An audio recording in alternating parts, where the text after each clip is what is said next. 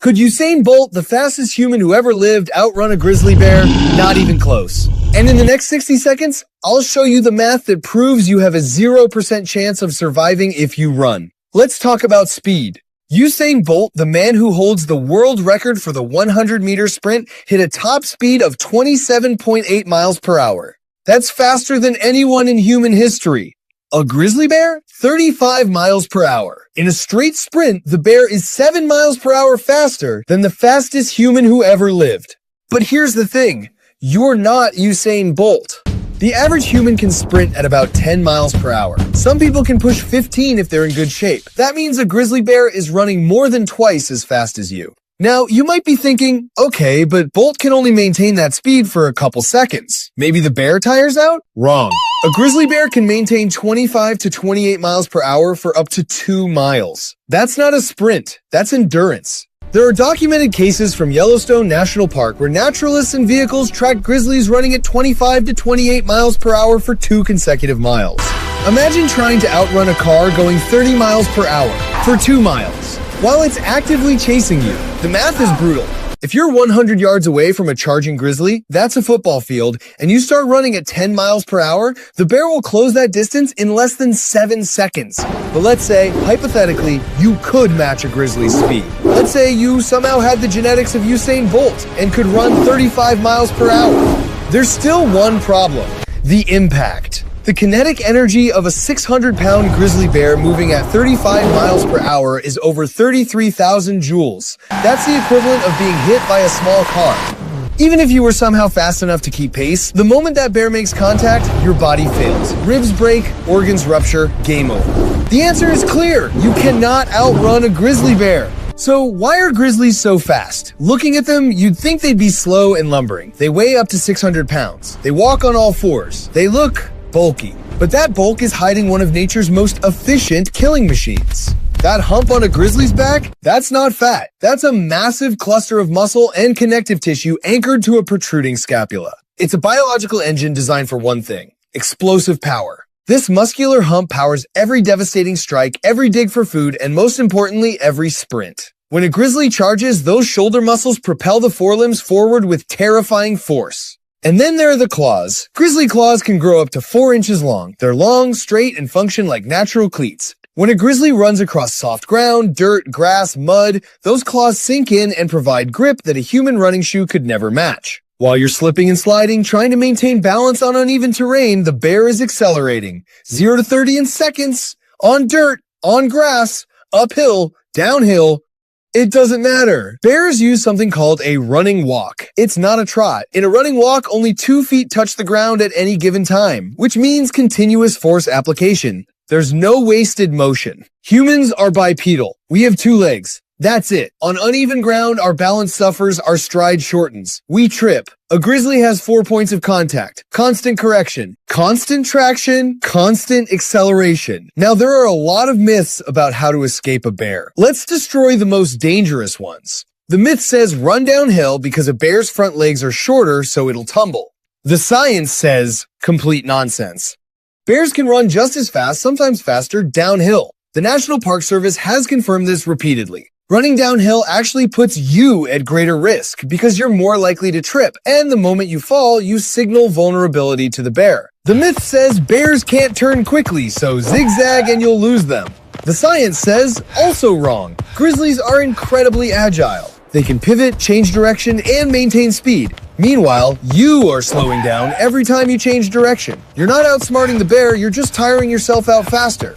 The myth says grizzlies can't climb trees. The science says they absolutely can. While grizzlies don't climb as efficiently as black bears, they can still scale trees, especially if motivated. And even if they don't climb, they can reach up to 10 feet while standing. If you're in a tree and the bear wants you, it will get you. The myth says bears can't see well, so stay still. The science says bears see as well as humans, and they see in color. They also have an extraordinary sense of smell, 7 times better than a bloodhound. If a bear is near you, it already knows you're there. If you can't outrun a grizzly, what can you do? To answer that, you need to understand why the bear is charging in the first place. There are two types of bear encounters, defensive and predatory, and your survival depends on knowing the difference. A defensive bear is stressed. It's protecting its cubs, its food, or its personal space. You surprised it, it feels threatened. Warning signs include huffing, teeth clacking, jaw popping, or swatting the ground. The bear's ears are forward and its head is up. Here's the critical part. If you run, you trigger a chase response. To the bear. A fleeing animal equals prey. A bluff charge where the bear is trying to scare you off will turn into an actual attack the second you run. A predatory bear is silent, focused, methodical. Its head is up, ears erect, there's no huffing, no clacking, it's not stressed, it's hunting. In these cases, the bear has identified you as food. This is exceedingly rare, but it represents the highest level of danger. The single most effective tool for preventing injury during a bear encounter is bear spray. Not a gun, bear spray. Studies show bear spray is 92% effective at stopping a charging bear. Firearms? Only 66%. Bear spray creates a large cloud of capsaicin that affects the bear's eyes, nose, and respiratory system. Unlike a firearm, you don't need precision accuracy. You need volume and coverage. Deploy when the bear is 30 to 60 feet away.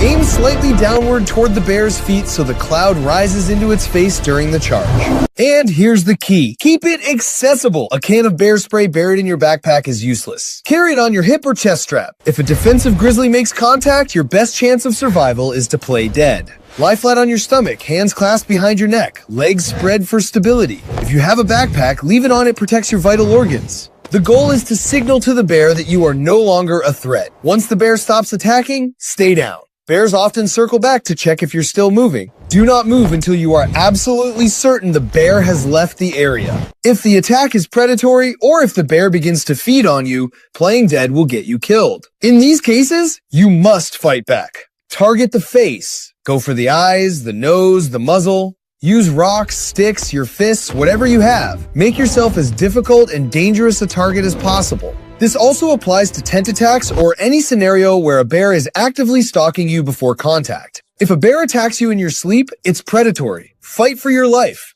Let me tell you about Todd Orr. In 2016, Todd Orr was hiking in Montana when he encountered a sow grizzly with cubs. He did everything right. He called out calmly to identify himself as human. He backed away slowly. But the sow charged anyway. Todd had bear spray ready. He deployed it. The bear kept coming. She hit him like a freight train, bit his head, clawed his arms, shook him like a rag doll. Todd played dead. After what felt like an eternity, the bear stopped and walked away. Todd got up, bleeding heavily, and started walking back to his truck. And then, incredibly, the same bear charged him again. A second mauling. More bites. More clawing. Todd played dead again. And again, the bear eventually left.